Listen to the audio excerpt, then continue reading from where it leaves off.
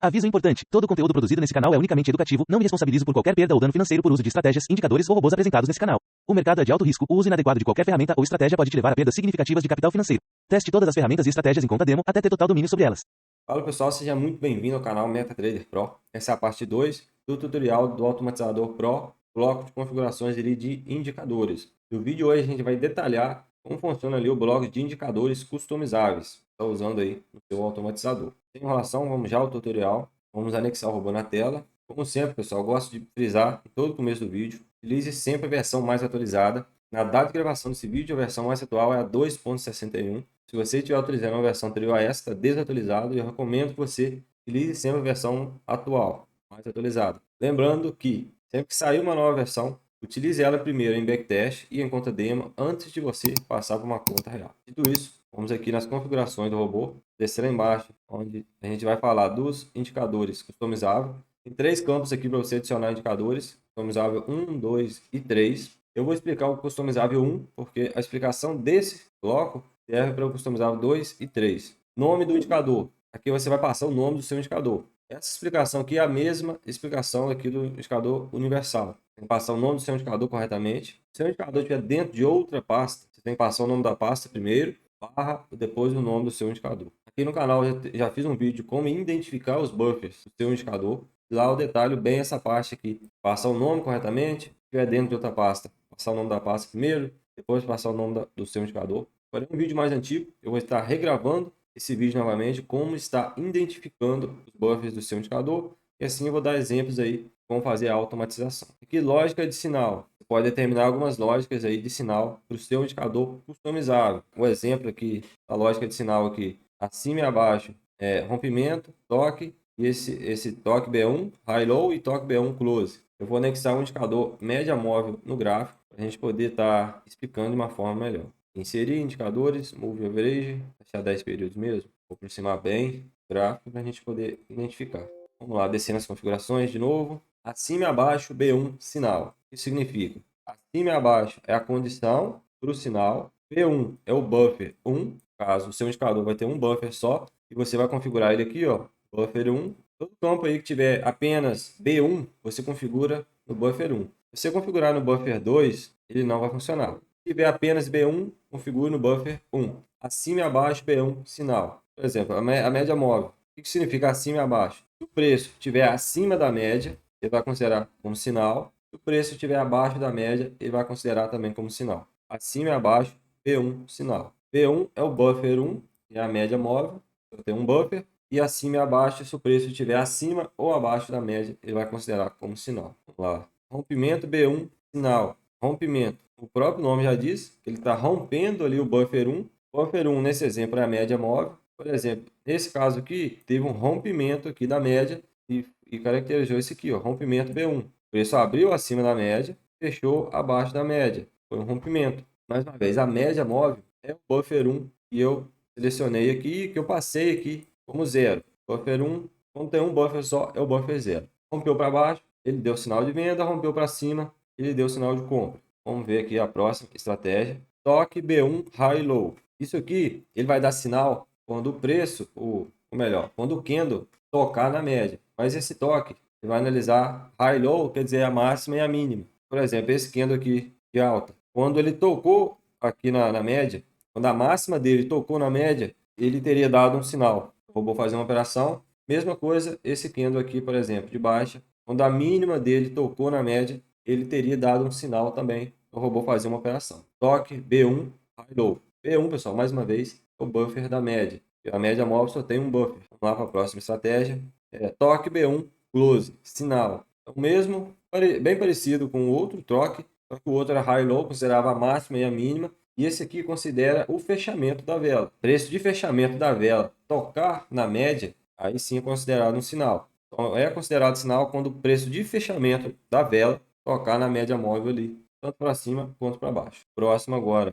Esse aqui já é um indicador de canal. Então, indicador de canal realmente tem mais de um buffer. Vamos colocar um indicador de canal aqui, vou remover a média móvel e vou colocar, por exemplo, um indicador, por exemplo, envelopes. Vou colocar um desvio maior, 0,50, por exemplo, para a gente poder, ficou muito, para a gente poder identificar bem aí a explicação. 0,25. Aí ficou legal. Para a gente poder identificar bem o indicador de canal. Vamos lá de novo no indicador customizável. Ó, canal acima B1 ou abaixo B2. O que é B1 e B2? É o buffer 1 e o buffer 2. Por exemplo, o indicador aqui envelopes, ele tem dois buffers. Então você vai configurar o buffer 1, que é o buffer 0, e o buffer 2, que é o buffer 1. Então ele vai analisar o sinal acima B1 ou abaixo B2. Quando o preço estiver acima do buffer 1, ele vai considerar um sinal. Quando o preço estiver abaixo do buffer 2, ele vai considerar um sinal de, venda, de compra. Se o preço estiver acima, ele considera um sinal de venda. Você pode inverter isso lá em cima nas configurações. Quando você selecionar o modo de sinal, você coloca como sinal invertido, que aí ele inverte essa lógica, beleza? Então aqui, é a opção 5, canal acima de B1 ou abaixo de B2. Mais uma vez, B1 é o buffer superior, nesse exemplo, e B2 é o buffer inferior. Então, se ele estiver acima da linha inferior, que é o buffer 1, ele dá um sinal de venda. Se ele estiver abaixo da linha inferior, que é o buffer 2, ele dá um sinal de compra. Vamos lá selecionar o próximo. Canal dentro, abaixo de B1 e acima de B2, filtro. Esse aqui não é um sinal de entrada, que é para você filtrar as suas operações. Vamos lá. Ó, o de cima, o final aqui é sinal e esse de baixo é filtro. Ele vai funcionar como filtro. Como vai ser o filtro dele? Ó, canal dentro, abaixo B1 e acima B2. Mais uma vez, B1 é a linha superior, B2 é a linha inferior. Então ele tem que estar dentro ali do canal para ele liberar as operações, tanto de compra como de venda. Porém, esse aqui é um filtro. Você tem que ter um outro indicador, fazer a entrada das operações. E esse vai funcionar como filtro. Então, se ele estiver dentro aqui, ele autoriza a operação. Se o preço vir e sair aqui do canal, por exemplo, ele não autoriza a operação nem acima nem abaixo. Ele tem que estar dentro ali do canal para ele liberar as operações. Vamos lá, canal fora, acima de B1 ou abaixo de B2, filtro. É ao contrário do que eu acabei de explicar aqui. Mais uma vez, sendo bem repetitivo para você pegar bem os conceitos aqui de como configurar. B1, nesse exemplo, é a linha superior, B2 é a linha inferior. Então, vamos ler aqui a lógica do sinal, a lógica do filtro do indicador. Canal fora, acima B1, abaixo B2. Então, ele vai liberar as operações se o preço estiver acima do B1 ou abaixo do B2. Aqui ele autoriza operações, aqui ele autoriza operações. Dentro do canal, ele não autoriza fazer operações. Vamos selecionar a outra. Nível B1. Então, esse aqui já é um para indicadores de níveis, beleza? Eu vou adicionar um outro indicador na tela para facilitar a explicação. Remover o envelopes. Vou inserir aqui um indicador, por exemplo, o RSI mesmo. Nível de 80/20. Só para exemplos. Descer aqui embaixo nas configurações novamente. Customizável. Vamos lá. Nível B1, acima nível 1, abaixo nível 2. Então, indicador de nível, como vai funcionar? Por exemplo, o RSI, ele tem o buffer, que é o buffer da média dele aqui. Então, você tem que passar o buffer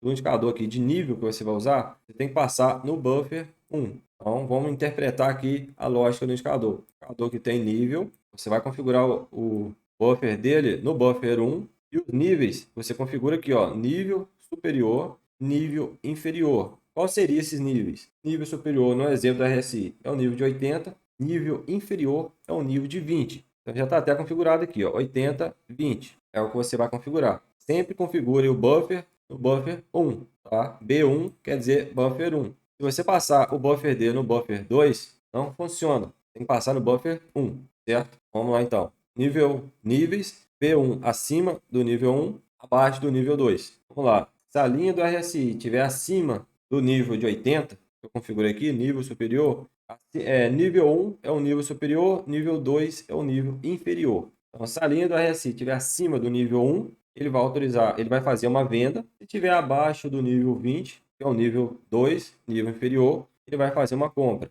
Você pode estar fazendo isso de forma inversa, selecionando lá em cima como sinal invertido, beleza? Você pode inverter essa questão aqui. Então, se ele estiver acima, ele vende. Se ele estiver abaixo, ele compra. No exemplo aqui do RSI, no indicador customizável. Selecionar o outro. Níveis fora. Ó, esse aqui é sinal de entrada.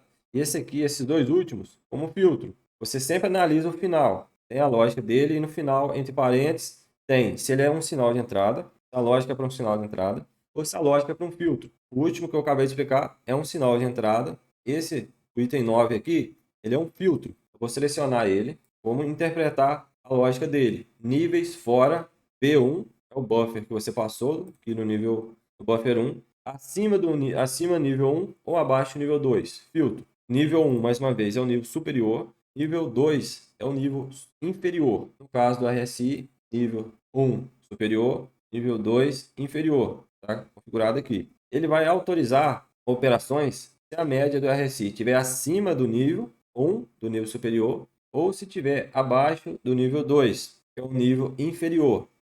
Ele vai autorizar, é só selecionar ele, que estava no outro, para ficar bem explicado. Essa linha do RSI, se o buffer 1, que é a média do RSI, estiver acima de 80, que é o nível 1, nível superior, ou abaixo de 20, que é o nível 2, nível inferior, ele vai autorizar operações. Aqui ele autoriza e aqui ele autoriza. Se tiver entre os níveis, ele não autoriza operação, certo? Ele vai autorizar se estiver acima ou abaixo dos níveis que você passar aqui. E por último, níveis dentro B1, abaixo do nível 1 e acima do nível 2. Ao contrário do que eu acabei de explicar aqui. Mais uma vez, nível 1 é o nível superior, nível 2, nível inferior. Vamos interpretar a lógica. Níveis dentro B1 é o buffer da média do RSI. Abaixo do nível 1, ele tem que estar abaixo de 80. Acima do nível 2, ele tem que estar acima de 20. Então, se ele tem que estar abaixo de 80 e acima de 20, ele tem que estar entre 80 e 20. Se ele sair para fora,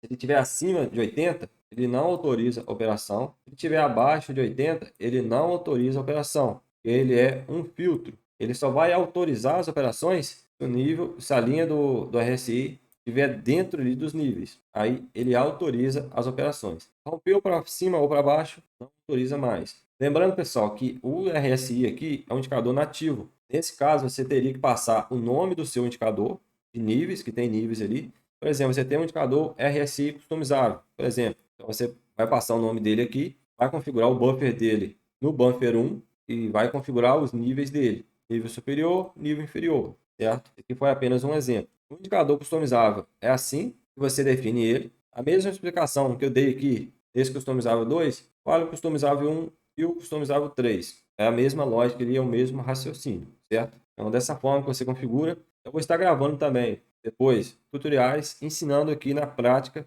você configurar o indicador customizável 1, 2 ou 3. Vou estar gravando tutoriais nesse sentido, beleza? Assim que eu terminar os tutoriais do automatizador, vou estar fazendo tutoriais práticos aí para você estar entendendo melhor aí a explicação, certo? Então, no vídeo de hoje era isso que eu queria passar para você, como configurar o campo do indicador customizável. Caso você tenha ficado com alguma dúvida, deixe aqui embaixo nos comentários, eu vou estar lendo e respondendo o mais rápido possível. Caso você já tenha adquirido a ferramenta e ainda tenha alguma dúvida, você pode estar mandando a sua dúvida lá no grupo de suporte, no bloco de dúvidas, e a gente vai estar lendo e respondendo o mais rápido possível. Caso você tenha alguma dúvida em relação ao vídeo que eu acabei de gravar, se possível, informe o momento do vídeo ali. Ah, Johnny, eu fiquei com a dúvida quando você estava falando, estava 2 minutos ali no vídeo. Então, eu vou voltar ali, quando estava 2 minutos, vou ver o que eu estava explicando, e assim eu consigo te dar um suporte melhor. Combinado? No próximo tutorial, a gente vai falar do filtro de notícias, e dependendo aqui, a gente já termina tutoriais. Caso eu ver que precisa dividir o vídeo para o vídeo não ficar muito grande, a gente faz uma parte 2, mas provavelmente no próximo tutorial a gente já termina de explicar aqui o filtro de notícias, tem o auxiliar aqui ATR, o auxiliar STD, tem as proteções e tem aqui o Telegram. Provavelmente no próximo tutorial a gente já termina de explicar essas configurações, beleza? Eu vou ficando por aqui, eu vejo você no próximo tutorial. Valeu!